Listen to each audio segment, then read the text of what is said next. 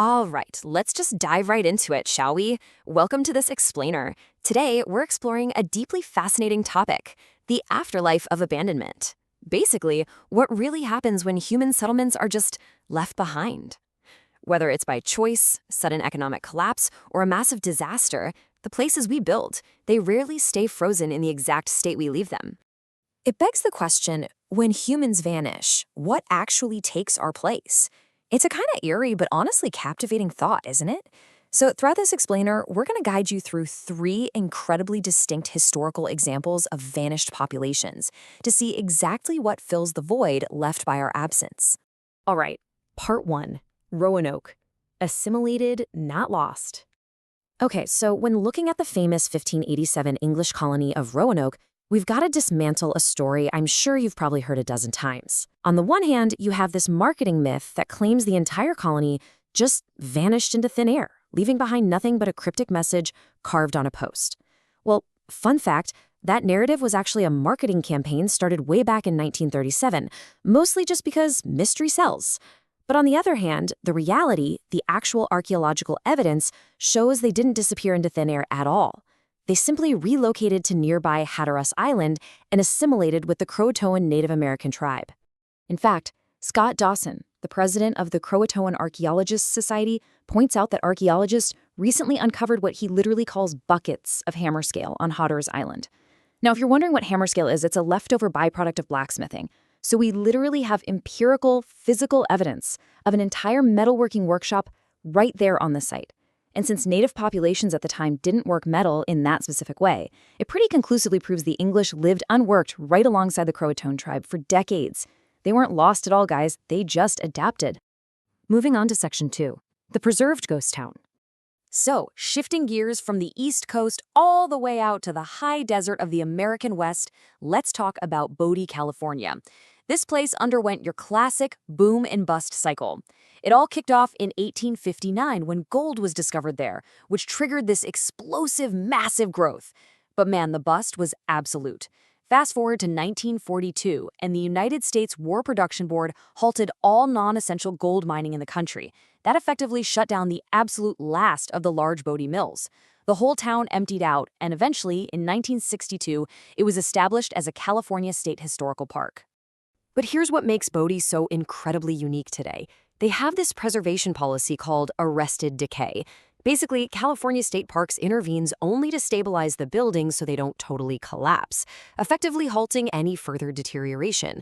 And the craziest part, they deliberately leave personal belongings, furniture, equipment, all of it, exactly as they found it when the state acquired the land. This policy just perfectly maintains that mythic Wild West aesthetic. It literally freezes Bodie in time, creating a truly authentic ghost town vibe.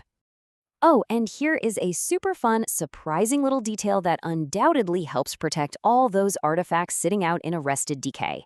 Have you ever heard of the Bodie curse? Yeah, it's this legendary warning that a streak of terrible, horrible bad luck is going to befall anyone who dares to steal items from the park. Honestly, it's just a really clever bit of lore, but hey, it effectively keeps tourists from taking a piece of the ghost town home with them. All right, section 3, Pripyat, a city evacuated.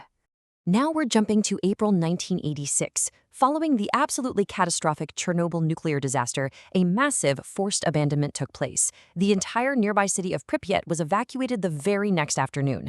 And to truly grasp the staggering scale of this sudden human vacuum, just consider Pripyat's robust infrastructure right before the disaster hit. We're talking about a thriving, bustling population of 49,400 people, and they left behind 160 apartment blocks, 15 kindergartens and schools, 35 playgrounds, and 25 stores and malls.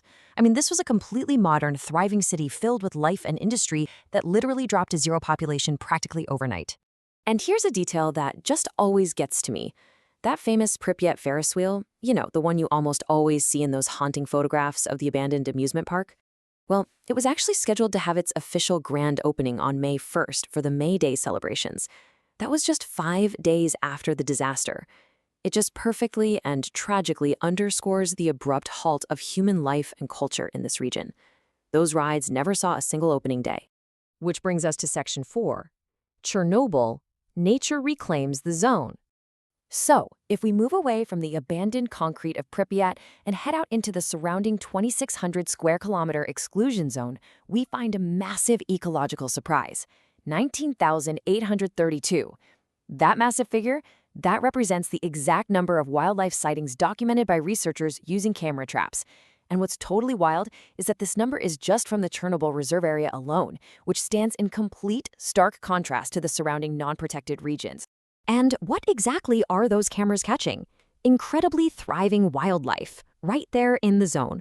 We are talking about massive mammals: Przewalski's horses, Eurasian lynxes, brown bears, moose, gray wolves, and red foxes. It's almost unbelievable, but in the near total absence of human activity, this intensely radioactive area has basically become an unintended Garden of Eden.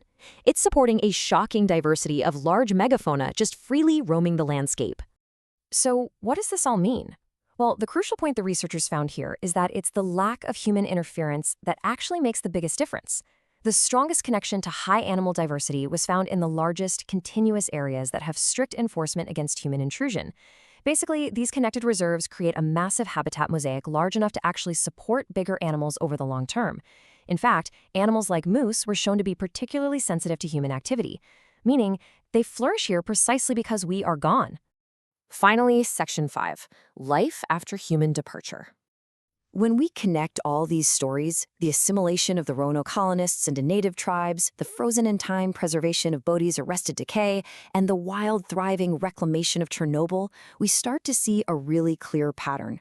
Places that are labeled empty never truly stay empty. Something is always going to fill that void. Which leads us to a final, pretty provocative thought. For many species, is a radioactive wasteland actually preferable to living alongside humans? It's a really stark reminder of the incredible resilience of nature, and it definitely leaves us to ponder exactly what our absence means for the world we leave behind. Thanks so much for joining me for this explainer. I really hope it gave you some incredible new perspectives to think about.